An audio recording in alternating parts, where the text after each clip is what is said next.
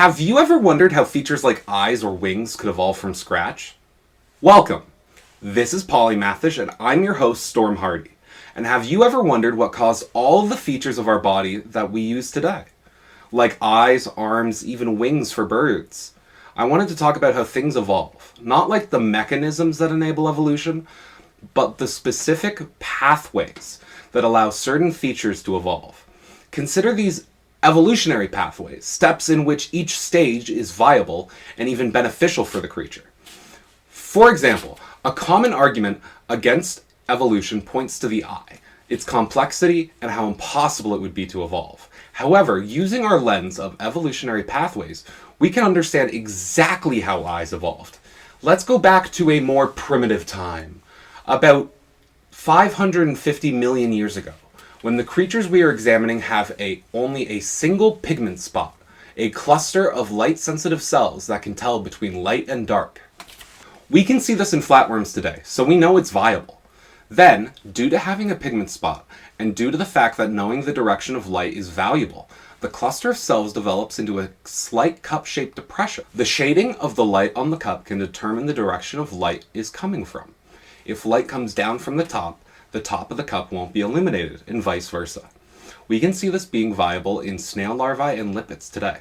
This depression cup deepens until it becomes a pinhole camera-like shape, a tiny opening but no lens. The image is rudimentarily projected onto the photosensitive cells, allowing the creature to see an image.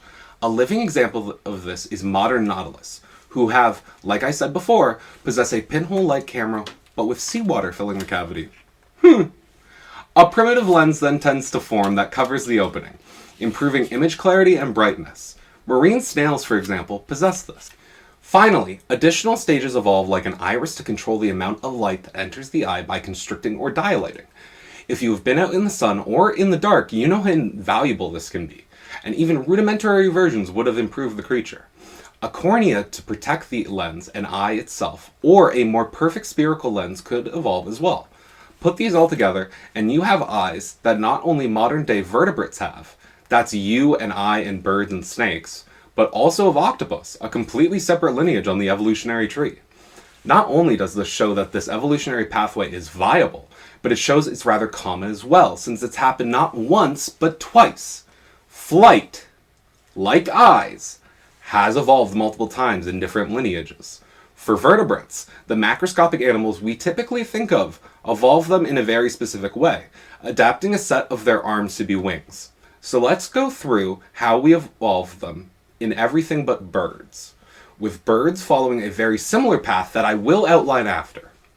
It starts with an arboreal creature, one that lives in the trees. As creatures in the trees, it is very beneficial to jump from branch to branch, either to escape predators, access resources, access mates, or etc.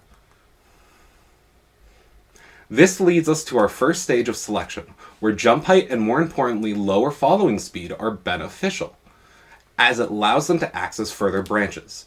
To lower falling speed, creatures evolve flaps, parachute, or glider-like skin patches that are thin, doing much as a glider does. Once this gliding mechanism is evolved, it leads to our next phase of selection. See, gliding creatures get a benefit from getting further in its jumps. What if it evolved to flap the wings or glider system it had to gain just a bit further of distance by gaining upward momentum or lowering its downward momentum?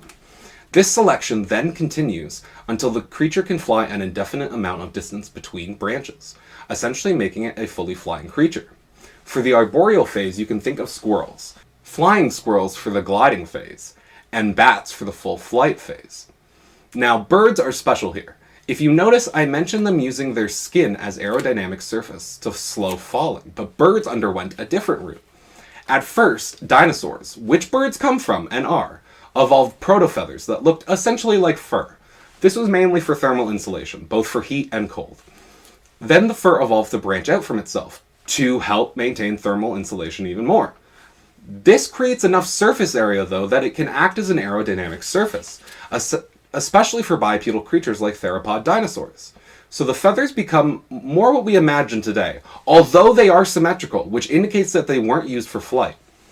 Predators, like velociraptors, would use these aerodynamic feathers to help maintain balance, have better maneuverability, and even climb large hills. This hill climbing feature can even be seen today in baby chicks, who can climb very steep inclines despite not having flight feathers yet. I will put a video of this in the description for everyone to see. Then, these feathered creatures evolve arboreality, and a lot of it is the same. They need to go further, so the feathers get better at gliding, and then they start flapping a bit until they evolve full-powered flight. An interesting note about bird evolution teaches us a little thing about the efficiency of flying. Ancient relatives to modern birds, like Archaeopteryx, had wings on their arms and legs, but as they got better at flying, they lost the wings on their legs. This indicates it's beneficial to minimize the amount of wings you have, especially if it sacrifices motility or another adaptive function you need. Now, in this video, I have taught you how eyes evolved and how limbs get adapted to wings, but how do we get limbs in the first place? Well, you are in luck, because that's what we are going to be discussing in the last section. Now, unlike a lot of other features, we don't have modern analogs for every transitional stage, but the fossil record provides sequential forms that map those steps with anatomical continuity, bones, joints, and musculature changing gradually, which is why paleontology gives us strong, independent confirmation, even without living intermediates for a lot of these steps. But I will be referencing ancient analogs when possible. Our first stage involves a fish that has lungs. Nowadays, we only know of lungfish, which has lungs, but back then, every fish started with a proto-lung, with ray fin fish evolving them into swim bladders, and vertebrates and bony fish evolving them into a better lung. This allows them to gain vital oxygen from above the water, making the transition at all possible. Early fins with bones help them move around the water with thick vegetation and shallow water. A great example of this is early Sargopterian fish like Eusthenopteran. Then, as the creatures encounter drying pools and lowering tides, they may get some resources or escape predators by going onto land for short periods of time. Adaptations might occur in this time are elbow and wrist-like joints for maneuverability, a mobile neck for better acquiring resources on land, and the ability to prop up its body in shallow water, either to escape or to breathe air. A good example of a species like this is Tiktaalik. They also evolved digits on the ends of their new limbs, while still being mostly aquatic. This helped them move through thick vegetation in the water and to grip onto it and maintain balance on land. With all those adaptations, that venture onto land is not only foreseeable, but immediately possible, allowing the vertebrate invasion of land that allows us to see mammals and birds walk the earth today. Evolution is not a straight line. It's a process running across deep time, discovering solutions wherever physics and chemistry allow. Eyes, wings, limbs, each one is a reminder. Complexity does not require intention, only iteration.